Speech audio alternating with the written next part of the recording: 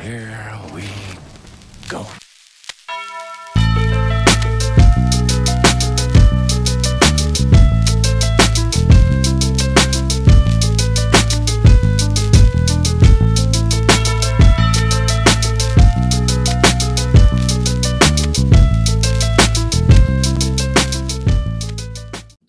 They will never know the struggle because they got their cartoons on demand. They can watch it whenever.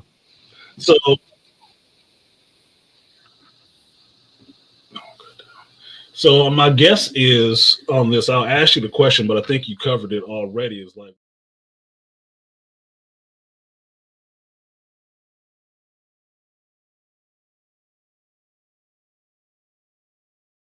sounds like it was your pops in anime in DBZ.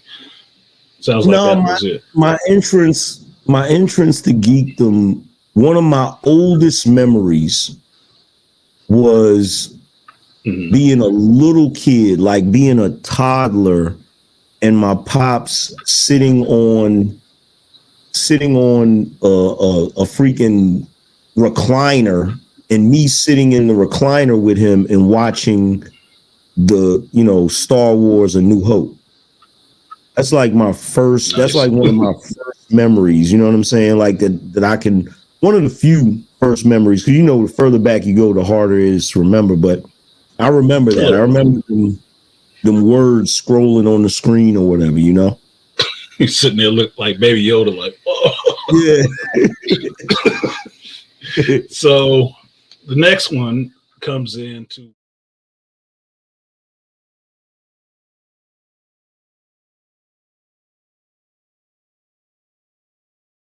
Now, I ask you these questions. It's kind of tough for me because I've known you for a couple of years now, so I know some of this stuff. But like I said, it ain't for me. This for everybody else who don't know.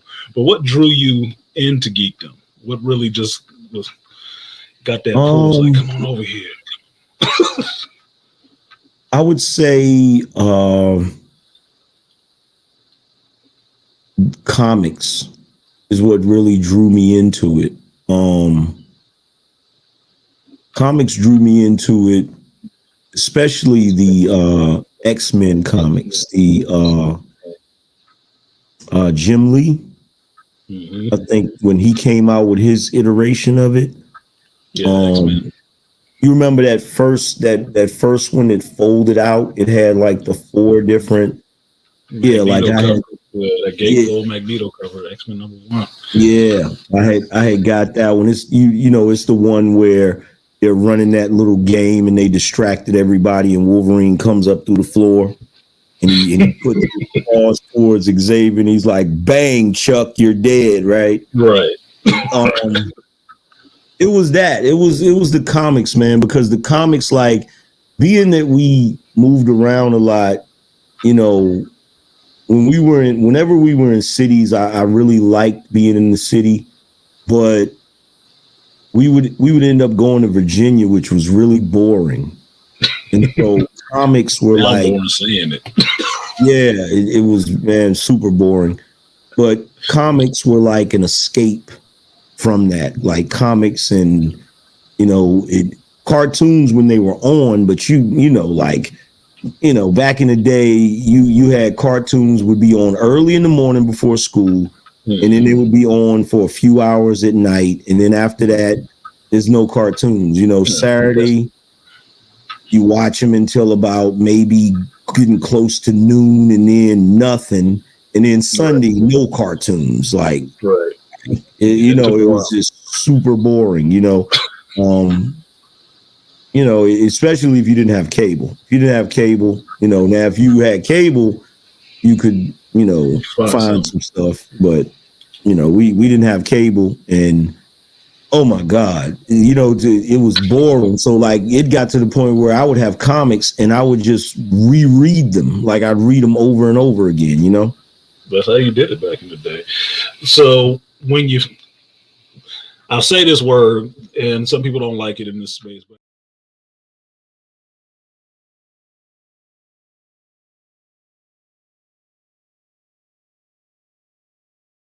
You know, was it a solo thing? Was it anybody with you when you actually found like, oh, this is something I really enjoy?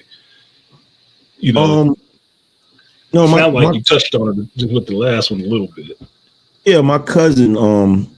I had one cousin that lived near me that he was really into the same stuff I was into. So, you know, I mean, even to this day, I could still talk to him about, you know, geek stuff and, you know, comics and stuff like that. But he was one out of many, you know what I'm saying? In fact, there were times where me and him would get picked on because of the stuff that we like, you know? Oh, shit. So,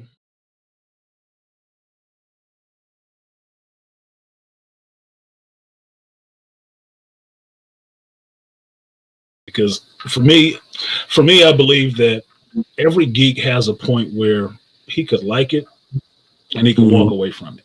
And that as you start growing up, depending on where you got into it, you and your friends might have been into it, but it comes a point where they might have ventured off from it and you decided, no, I like this. I'm a stick with it, you know. And it's a weird space. I wouldn't say it's necessarily puberty, but other things come in and just kind of push you away. But what made you just say, no, I like this. I'm keeping it. I think it was my rebellious nature. my unwillingness to be part of the status quo. Like, you know, if everybody was doing something, it's like I thought that was lame, you know. So when I liked certain stuff, if everybody was like, well, that's corny, I'd be like, fuck you. I like it. You know what I'm saying? And I was determined. Yeah, like I was determined nobody was gonna tell me that, like how on God's green earth can someone tell me that Star Wars isn't cool? Like how? Like how is it not cool? That is fucking, like, this dude literally created an entire universe and multiple species and you know, he even has the books that details the freaking ships, and like how is that not awesome? Or how do you hear the beginning of, like, how do you hear that freaking X-Men intro riff and not get like excited? Like, yeah, X-Men 92 cartoon. Yeah, you gotta get pumped when you hear that. That's yeah, like or the freaking, you know, or Batman the animated series.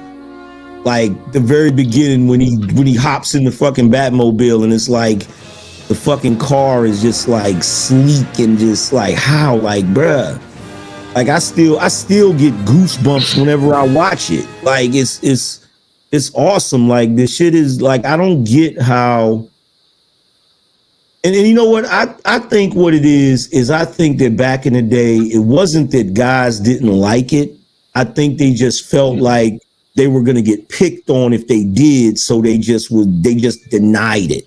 You know what I'm saying? Like, I feel like there's a lot of in the closet geeks that don't want to admit they're geeks, you know? They are. And I like exposing them. I hear the handle in there. Bring your ass out of there. Yeah. Like, that's kind of what this is. Come on out of there. You know you in there. Come on out of there. So in that sense, sorry about that. So in that sense,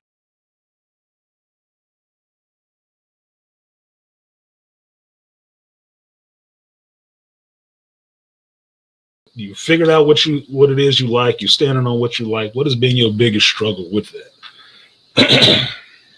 The biggest struggle was once I became an adult and dealing with the fact that people are going to judge you for still liking to read comic books and, you know, and still wanting to watch cartoons and stuff like that. You know, the shaming that comes along with that, you know, and trying to rationalize to people, look, girls still like ponies and princesses and all of that crap after they get grown, and nobody judges them for it. So it's like, you literally can go to Victoria's Secret right now and they got panties in there with hearts and stars on it and shit. So it's like, come on, man, like let's be real. But that's like the biggest issue. The biggest issue is being able to be a grown man and not have to kill your inner child. Like, having to get rid of him. Just, oh, you're a man now, so just get rid of it. That's the biggest struggle. I'm sorry, I missed part of that because it lagged for half a second. It did. I agree with that. I always thought it was funny as you got older. Like, you'll see, you start dating women and stuff like that, and you go to their house and you see all this little kitty stuff all over the place. It's like, hello, kitty.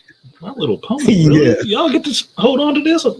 I was getting that push back when I was younger. Like, you gotta get rid of all this stuff. You gotta throw this away. Why? Yeah. Y'all keep it. Exactly. So I hear what you're saying. I agree on that 100%. So in that vein, the next question.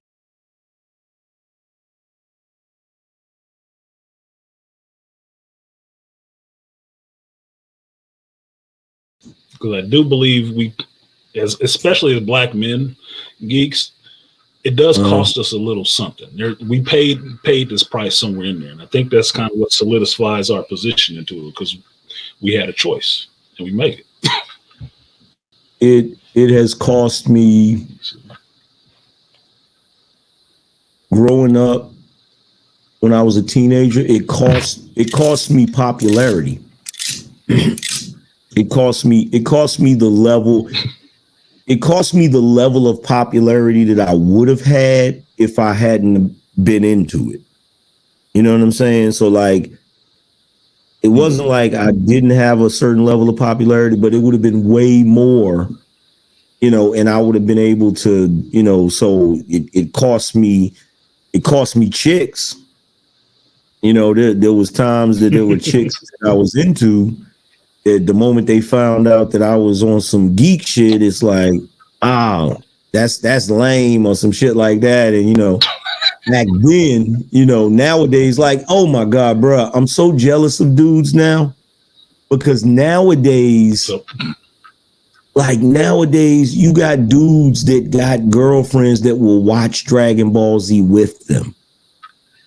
And yes. I feel like I'd be like, yo, that's because of us. You mother, like they need to be so grateful to us, bro, because we took all the slings and the fucking arrows, man. Like, for real. Took all the slings and arrows. But yeah, it cost me popularity, it cost me chicks, it cost me a few things. Yeah. I would agree. I would say that too. There were some chicks, I can think of one right now. Me and her are still actually cool. But back in junior high school, yeah, she broke up with me on some shit like that, because me and my homeboy, who really got me into the comic shop that I'm at now, he introduced me to that comic shop. And we were drawing and stuff like that. And he was just ridiculously good at drawing. He was drawing Batman and Ninja Turtles like awesome, right? And she didn't like that me and him was goofing around all the time, because at that time, Pee Wee Herman was a big thing. So he's acting like Pee Wee Herman. I'm acting like Eddie Murphy. She's like, well, you being goofy out there. We got to break up. I'm like, oh, bitch. Like, I ain't acting like Pee Wee Herman. I'm acting like Eddie Murphy. Like, because Delirious and Raw was a thing at that time. So I'm like, nah, this is Eddie Murphy. He Pee Wee Herman. Yeah. So, yeah, it costs. It costs. Yeah, I had a chick. Yeah, I had a chick that was interested in me, that lost interest one day in school because I was doing an impersonation. Me and another guy was doing an impersonation of Beavis and Butthead, which just completely turned her off. Like, it was a really good impersonation. That's what really made me mad. Like, it was spot on. Like, It was spot on, like, you know what I'm saying? Like, Beavis and Butthead don't get their love. No, we used to do that too. We used to do that too, and that's what we would get. But it was just me and my homeboy having a good time. Yeah. You know, we was just having a good time with the shit. We, like you were saying with your cousin, I found somebody who liked the same thing I did, right? Mm-hmm. And he was more into it than I was. So we actually got the vibe like that and actually had fun with each other, just, you know, expressing the stuff that we like. And yeah, the people were like, I don't know, that's a little childish. It's like, no, fuck, we in junior high school. Get the fuck out of here. Like, old age is coming later on. Like, we need to enjoy this now.